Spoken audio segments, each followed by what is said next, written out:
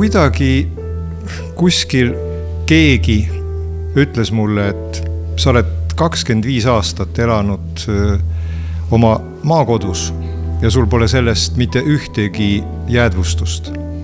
Mitte ühtegi. Ehkki see on koht, kuhu alati tahad minna, kuhu alati kutsub ja mis on täis kõige imelisemaid hetki. Ja niiviisi vaikselt kujuneski, et ma otsustasingi teha need oma maakodu vaated või hetked. Ja mõnes mõttes tavaliselt ma olen alati raskusi piltide ja asjade nimetamisega, aga seekord oli kuidagi väga lihtne. See näituse nimi tuli kohe, ka piltide nimed tulid kiiresti ja võib-olla on see ka märk, et asjad kulgesid nii nagu pidi, nii nagu nad pidid minema. Ja võib-olla selgituseks ka, et see näituse nimi Lihtsad asjad, ühest küljest nad justkui assotsieeruvad mingisuguste esemetega, aga teist küljest ma selles selgituses nimetasin 4 asja. Tule tegemist pliidi alla, suplust, õhtutaeva muutumise jälgimist ja mesilaste suminat, mis tegelikult justkui sümboliseerivad 4 põhilist asja meie elus. Töö, puhkus, maailm, mida me oma silmadega saame nautida ja helid, mis meid ümbritsevad.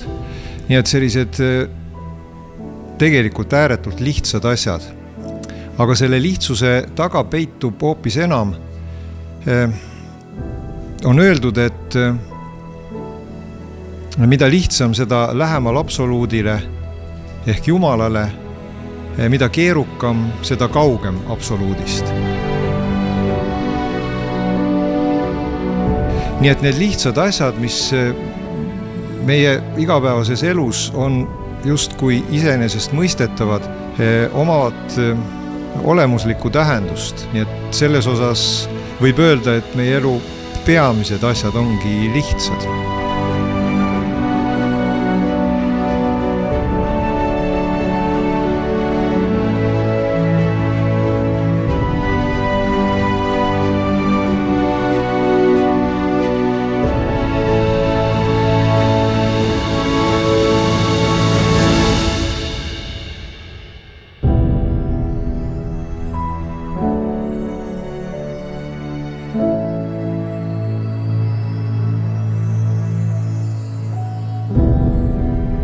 Ma arvan, et selles mõttes on see näitus tegelikult täitnud ka mitte üksnes selle ülesande, et sa oled kunstnikuna ennast väljendanud, vaid sa oled loonud ka ühiskonna mõistes laiemalt ühe väga olulise tähelepanupunkti, millele keskenduda.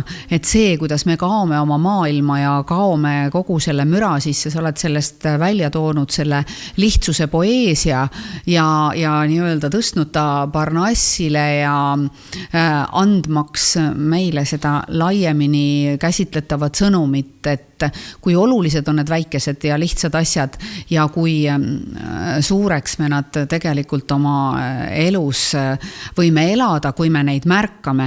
Et kui palju sa seost oma isa maaliloominguga endast tajud või isa eeskuju pigem, et ma ei taha teid võrrelda, aga lihtsalt seda isa fenomeni siin rõhutada. Kunagi küsiti isa käest, et miks ta maalib mingid selliseid tavalisi esemeid, mingid kannu ja mingisugust ma ei tea, granaatõuna või veel midagi. Ja ta ütles nii, et iga ese võib rääkida sulle maailma tarkust. See tähendab, et kõige lihtsamates asjades peitub kõige sügavam sisu, kui sa ainult suudad hetkeks peatuda ja sellesse süveneda. Ja siis ta avaneb. Nii et kindlasti isa on mind mõjutanud, kui mitte otseselt, siis kuskil on need mõjud ikkagi välja nii-öelda ujunud. Kindlasti on isa eeskuju mul olnud oluline, et võib-olla siis alles vanast peast on see nagu päriselt esile tulnud ja nüüd ei häbene sellest ka rääkida, et kunagi tundus see sellise absurdse mõttena, aga praegu enam mitte. Aga sa oled läbi oma loomingu ju tegelikult sellele lihtsuse maailmale mingit pidi ka keskendunud. Et isegi ka oma võib-olla abstraktsemas loomingus on sinu jaoks alati olnud ikkagi oluline see lähedal seisev teemade ring, kodu, perekond, reisid, muljed, vaated, et see mõjub ühtepidi niivõrd orgaanilise osana sinust, et see on saanud ka juba sinu kunstniku käekirjaks. Milline on sellel näitusel see töö, mis sind ennast, nagu sa ennem ütlesid, et sa võtsid lõuendi ja sa ei teadnud, mis sellest kõigest sünnib, et mis sind ennast lõuendile sündides kõige rohkem üllatas?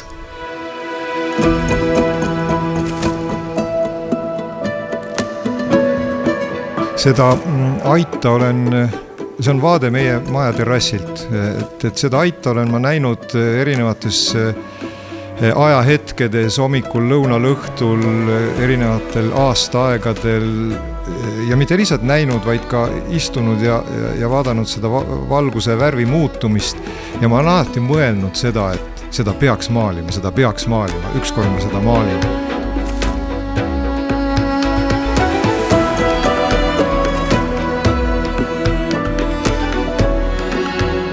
Ehkki see on üks nendest tuhandetest võimalustest, aga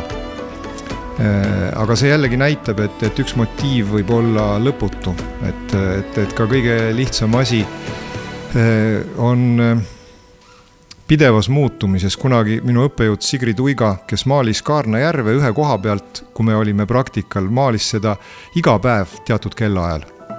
Kas sadas vihma või oli ilus ilm. Ja siis ma küsisin, et kas see ära ei tüüta, et see on üks ja sama motiiv. Ta ütles, et mitte kunagi ei ole see üks ja sama.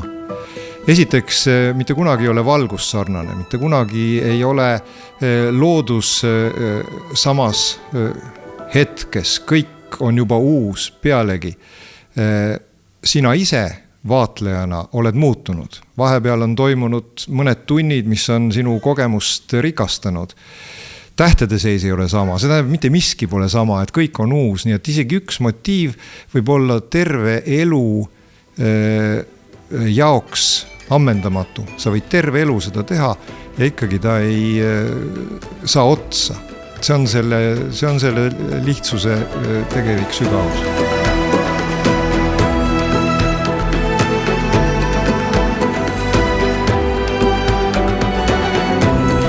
Selline impressionistide maailmavaade, et vaadelda emotsiooni ühes ja samas kohas ühel ja samal ajendil, aga tunda erinevaid tundeid. Et kui me oleme siin puudutanud juba tegelikult natukene ka kunstiajalugu ja võib-olla läbi Sigrid Uiga ja selle pallaslaste maailmaga natukene impressionismi, et siis sa ise oled ühe peatüki ja ühe näituse 90ndatel aastatel, 93. aastal pühendanud ka vanadele meistritele, Brügelile. Et me oleme oma traditsioonilisi kevadoksjoneid ja sügisoksjoneid tegemas igal aastal ja sellel aastal on ka üks Orest Kormašovi töö oksjonile tulemas ja see on just sinu 90ndatest aastatest ja mingit pidi siis selline homaaž vanadele meistritele. Räägi sellest Brügeli impulsist oma loomingus. No Brügel on mind alati võlunud.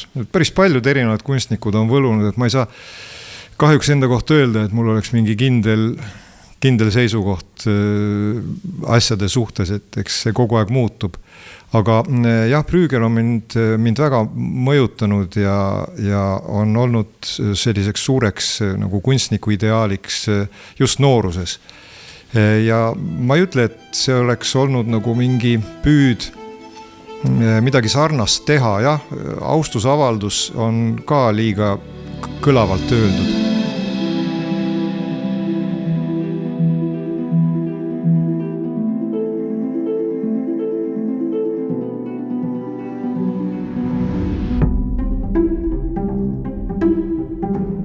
Ma isegi ei oska öelda, mis mind tookord ajendas, aga mulle tundus, et ka need motiivid, mis mind ümbritsevad, et seal olid ju jällegi Eesti motiivid, seal oli Vihula mõis ja Lõuna-Eesti maastikud ja veel mõned asjad, vaade kuskil aknast vanalinnale ja nii edasi.